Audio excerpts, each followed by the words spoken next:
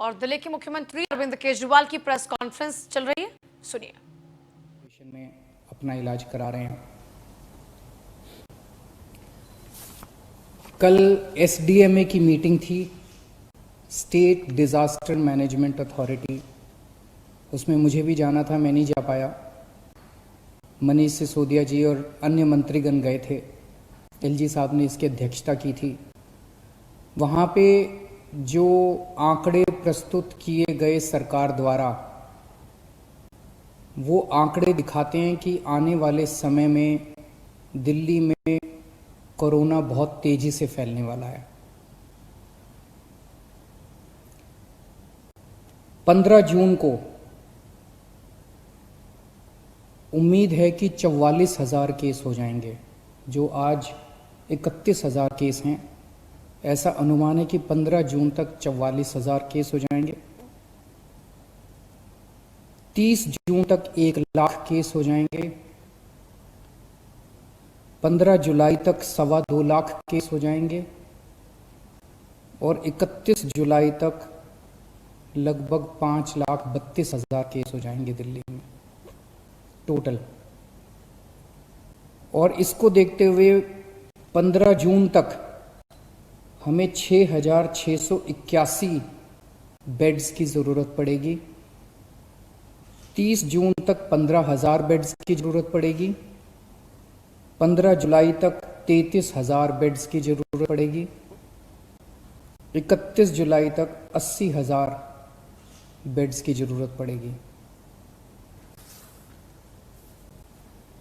तो चुनौती बहुत बड़ी है।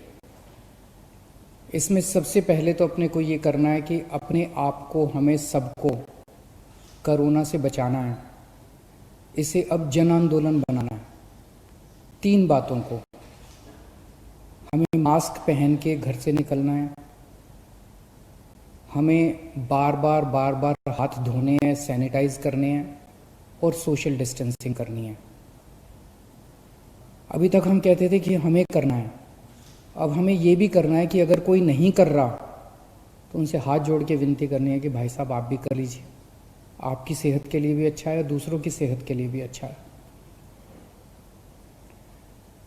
क्योंकि अगर कोई और नहीं कर रहा तो उसकी वजह से दूसरों को फैल सकता है, उसकी वजह से कोरोना दूसरों को हो सकता है। तो इसे अब जन आंदोलन अपने को बनाना है, सबको खुद भी करना है और दूसरों से भी करवाना है। जैसे ऑड इवन में हमने जन आंदोलन किया था ना, ऑड इवन में हम भी करते थे और अगर कोई फॉलो नहीं कर रहा तो गाड़ी रोक के शीशा नीचे करके उसको कहते थे कि भाई साहब घर चले जाओ, आपका व्हीकल आज ऑड है या इवन है, ये ठीक नहीं है। ऐसे इसको भी अपने आप को जन आंदोलन बनाना है। अपने को, अपने स्वास्थ्य के लिए ये ज़रूरी है। जितना इसको फॉलो करेंगे उतना चांसेस कम हैं कि आपको कोरोना होगा। दिल्ली की कैबिनेट ने निर्णय लिया था कि कोरोना के दौरान दिल्ली सरकार के अस्पतालों में दिल्ली में रहने वाले लोगों का इलाज हो। क्योंकि जैसे मैंने अभी आपके सामने बताया कि आने वाले समय में बेड की बहुत ज़रूरत पड़ेगी। सोमवार को केंद्र सरकार ने दिल्ली की कैबिनेट के उस निर्णय को पलट दिया और केंद्र सरकार ने, एलजी साहब ने आदेश जारी किया है कि दिल्ली के हर अस्पताल में सबका इलाज किया जाएगा। मैं देख रहा था टीवी पे, कुछ लोग कह रहे थे कि केंद्र सरकार दिल्ली कैबिनेट के फैसले को पलट नहीं सकती। एलजी साहब के पास दिल्ली के फैसले को, दिल्ली में चुनी हुई सरकार है, अभी कुछ महीने पहले चुनाव हुए थे जिसमें 62 सीट आई थी। दिल्ली की चुनी हुई सरकार के कैबिनेट के निर्णय को एलजी साहब या केंद्र सरकार पलट नहीं सकते। कुछ लोग ऐसा कह रहे थे। कुछ लोग कह रहे थे कि दिल्ली में खुद इतने सारे केस हो रहे हैं, दिल्ली के लोगों को खुद इतने बेड्स की ज़रूरत पड़ेगी। मेरा अब ये कहना है, केंद्र सरकार ने निर्णय ले लिया, एलजी साहब ने आदेश पारित कर दिया। ये समय असहमतियों का समय नहीं है, ये समय एक दूसरे से डिफर करने का समय नहीं है। अब जो निर्णय हो गया केंद्र सरकार का, एलजी साहब ने जो आदेश दे दिया उसको लागू किया जाएगा। एलजी साहब के आदेश को अक्षरशः लागू किया जाएगा, केंद्र सरकार के निर्णय को लागू किया जाएगा। अब इस पे कोई असहमति नहीं करनी, अब इस पे कोई वाद विवाद नहीं करना, अब इस पे कोई लड़ाई झगड़ा नहीं करना। ये सब लोग, मैं जितने सरकार के अंदर भी हैं, जितने पार्टी के लोग हैं, मैं सबको मैसेज देना चाहता हूँ कि एलजी साहब के आदेश को लागू किया जाएगा, केंद्र सरकार के निर्णय को लागू किया जाएगा। चुनौती है, बहुत बड़ी चुनौती है, अभूतपूर्व चुनौती है। जैसा मैंने कहा, 15 जुलाई को दिल्ली में 33,000 बेड्स की जरूरत पड़ेगी दिल्ली वालों के लिए। 31 जुलाई को 80,000 बेड्स की जरूरत पड़ेगी। बाहर से कितने लोगों के आने की उम्मीद है? मोटे मोटे तौर पे देखें तो दिल्ली के अस्पतालों में जब कोरोना नहीं था, नॉर्मल टाइम में दिल्ली के अस्पतालों में 50% लोग दिल्ली के बाहर से आके इलाज कराते हैं। तो अगर वो अभी माना जाए तो जितने बेड्स हमें दिल्ली के लोगों के चाहिए, उतने ही बेड हमें दिल्ली से बाहर से आने वाले मरीजों के लिए, हमारे भाई बहनों के लिए चाहिए होंगे। तो 15 जुलाई को दिल्ली के वालों के लिए 33,000 बेड चाहिए, तो सारे मिला के बाहर वाले भी अगर मिलाएंगे तो 65,000 बेड्स की ज़रूरत पड़ेगी।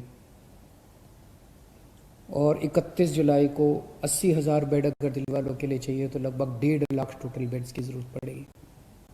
बहुत ज़्यादा बड़ी चुनौती है, आसान काम नहीं है। लेकिन इतना मैं कह सकता हूँ कि हम पूरी कोशिश करेंगे, तन मन धन जो बन सकेगा। ये हमारी जिम्मेदारी भी है और ये सेवा का काम है। मैं खुद निकलूँगा, कल से परसों से मैं खुद ज़मीन पे उतरूँगा, मैं खुद जाके स्टेडियम्स को, बैंक्वेट हॉल्स को, होटल्स को तैयार करवाएंगे। हम लोग जितना ज़्यादा से ज़्यादा हो सकेगा हम कोशिश करेंगे। मैं बस इतना कह सकता हूँ कि हमारी कोशिशों के अंदर ईमानदार कोशिश होगी और पूरी कोशिश होगी, कोई कमी नहीं होगी। लेकिन ये विपदा इतनी बड़ी है, ये मुसीबत इतनी बड़ी है, मानव जाति के इतिहास में शायद इतनी बड़ी विपदा कभी नहीं आई। हमारे काम में 100 कमियां रह सकती हैं, लेकिन हमारी नीयत में और हमारी कोशिश में आपको कमी नज़र नहीं आएगी। मैं पड़ोसी राज्यों से भी, वहाँ की सरकारों से भी निवेदन करता हूँ, अपील करता हूँ कि वहाँ समुचित व्यवस्था करें अपने अपने बेड्स के लिए और मरीजों के लिए। कर भी रहे होंगे, मैं किसी को दोष नहीं निकालना चाहता, कर भी रहे होंगे ताकि कम से कम लोगों को दिल्ली आने की ज़रूरत पड़े। इस दौरान मैं देख रहा था कि मीडिया वाले बहुत अच्छा काम कर रहे हैं। मैं मीडिया को सैल्यूट करना चाहता हूँ, मैं मीडिया को साधुवाद, धन्यवाद देना चाहता हूँ। आपने हमारी जो कमियां रह जाती हैं, आप रोज़ हमारी कमियां बताते हैं और वो कमियां हमें सीखने का एक मौका देती हैं। आपने हमारे ऐप में इतनी सारी कमियां बताई, उन कमियों को पिछले 1 हफ्ते के अंदर हमने काफ़ी दूर किया है। अभी भी कुछ कमियां हो सकती हैं, आप प्लीज़ हमें ज़रूर बताइएगा। काफ़ी कमियों को ऐप में दूर किया, लेकिन अभी भी जो कमियां हो हमें ज़रूर बताइएगा। मैं देखता हूं कि लगभग हर चैनल पे कुछ पेशेंट्स को या पेशेंट्स के रिश्तेदारों को, दोस्तों को, वो किस तरह से बताते हैं कि कई अस्पतालों में गए, मैं पहले इस अस्पताल में गया, मैं इस अस्पताल में गया, मैं इस अस्पताल में गया, मुझे इलाज नहीं मिला, मुझे बेड नहीं मिला। मैं सोच रहा था कि टोटल कितने 10, 12, 15 चैनल होंगे। उन 15 चैनलों पे 15 या 20 केसेस बताए जा रहे होंगे, लेकिन ऐसे लोगों की संख्या जिनको तकलीफ हो रही है, जिनको बेड नहीं मिल रहे, उससे कहीं ज़्यादा है। केवल 15-20 लोग नहीं हैं जो टीवी पे आए। लेकिन मैं आपकी जानकारी के लिए बता दूं, पिछले 1 हफ्ते में एग्जैक्टली 8 दिन में दिल्ली के अस्पतालों में 1900 लोगों का एडमिशन हुआ, 1900 लोगों को बेड मिले हैं दिल्ली के अस्पतालों में। और आज 4200 बेड अभी खाली हैं। लेकिन ये 4200 बेड मोस्टली सरकारी अस्पतालों में खाली हैं, प्राइवेट के मोस्टली भर रहे हैं, उसका भी इंतजाम कर रहे हैं, कोशिश कर रहे हैं। लेकिन पिछले 8 दिनों में 19 लोगों को बेड मिले, लेकिन एक तरफ जहां 1900 लोगों को बेड मिले, वहीं कम से कम 150-200 लोगों को बेड के लिए धक्के भी खाने पड़े। तो जब टीवी चैनलों के ऊपर एक एक केस बताया जाता है, मेरी टीम एक एक केस पे गौर करती है और हम उससे सीखने की कोशिश करते हैं। एक तरफ हम कोशिश करते हैं कि उस व्यक्ति को हम उसकी विपदा दूर कर सकें, और दूसरी तरफ उसे तकलीफ क्यों हुई, हमारे सिस्टम में कहाँ कमी थी, उस कमी को सीख के उस सिस्टम की कमी को हम दूर करने की कोशिश करते हैं, ताकि आने वाले और किसी को तकलीफ ना हो। लेकिन फिर भी हम परफेक्ट नहीं हैं, सब कुछ ठीक नहीं है, अभी बहुत सारी कमियां हैं हमारे सिस्टम में, और सब कुछ लेकिन खराब भी नहीं है, काफ़ी कुछ काम हुआ भी है। हमारे डॉक्टर्स लगे हुए हैं, हमारे नर्सेस लगे हुए हैं, सरकारी ऑफिसर्स लगे हुए हैं, पुलिस वाले लगे हुए हैं, सब लोग बहुत काम कर रहे हैं, लेकिन अभी भी बहुत सारी चीज़ें ठीक करनी है। मेरी मीडिया के साथियों से निवेदन है कि इसी तरह से आप हमें अपने चैनल पे तो दिखाते ही हैं, लेकिन अगर चैनल के अलावा भी कहीं कोई आप कोई स्टोरी ना दिखा पाएँ, कहीं कोई कमी नजर आए, तो फ़ोन कर देना, उसको हम ठीक कराने की कोशिश करेंगे। और सबसे ज़रूरी बात, ये समय आपस में लड़ने का नहीं है, ये समय राजनीति का नहीं है। मैं देखता हूँ आपस में ये पार्टियां सारी लड़ रही हैं, बीजेपी वाले आम आदमी पार्टी से लड़ रहे हैं, आम आदमी पार्टी वाले कांग्रेस से लड़ रहे हैं, कांग्रेस वाले बीजेपी से लड़ रहे हैं, वो उससे लड़ रहा है, वो उससे लड़ रहा है। अगर हम सारे आपस में लड़ते रहे तो कोरोना जीत जाएगा। और जो एक आम आदमी बैठ के टीवी चैनल देखता है, वो सोचता है यार ये क्या पार्टियां हैं, आपस में लड़ रही हैं, मेरी किसी परवाह नहीं है। हमें आपस में नहीं लड़ना, हमें इस टाइम एकजुट होना है, हमें एक देश बनना है। जब तक सारे मिलके नहीं लड़ेंगे, बीजेपी, कांग्रेस, आम आदमी पार्टी, ये पार्टी, वो पार्टी, डॉक्टर्स, नर्सेज, पुलिस, सारी संस्थाएं, समाज सेवी संस्थाएं, धार्मिक संस्थाएं, जब तक सारा देश मिलके एक साथ नहीं लड़ेगा, तब तक हम कोरोना को नहीं जिता पाएंगे। आप सोच भी नहीं सकते कितनी बड़ी विपदा है ये। आपस में नहीं लड़ना, सारी सरकारों को मिलके, सारी संस्थाओं को मिलके, सारी पार्टियों को मिलके हमें एकजुट होके कोरोना को हराना है।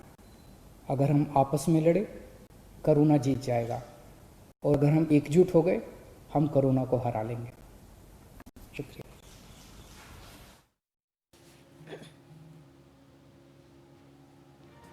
यह समय राजनीति का नहीं है, अगर हम आपस में ही लड़ते रहे तो कोरोना जीत जाएगा। और इसके अलावा देखिए, जो इन दिनों लगातार चर्चा चल रही थी, ये एलजी और दिल्ली के सीएम के बीच की खींचतान कोई नई नहीं है, उसको लेकर भी उन्होंने कहा कि दिल्ली की सरकार को अधिकार है दिल्ली के लिए फैसले लेने का, और अभी हाल ही में जनता ने दिल्ली की सरकार को चुना है। हमारे सिस्टम में बहुत सी खामियां, यह समय राजनीति का नहीं है, अरविंद केजरीवाल ने कहा। अगर हम आपस में ही लड़ते रहे तो कोरोना जीत जाएगा।